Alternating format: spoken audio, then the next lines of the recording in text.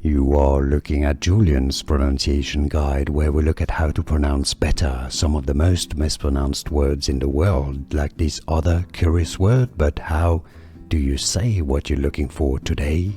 We are looking at how to pronounce this name, as well as how to say more interesting but often confusing names and brand names that many get wrong, so make sure to stay tuned to the channel. This is a free and open source office productivity software suite. It comes from the French libre, meaning free, or libre means free in French, and then office, so free office, because it's a free software, easy. LibreOffice. LibreOffice is how it is said. LibreOffice, and now you know. Here are more videos on how to pronounce more confusing words and names too many mispronounced. Like this video if you found it useful. I appreciate your support. I'll see you soon, and thanks for watching.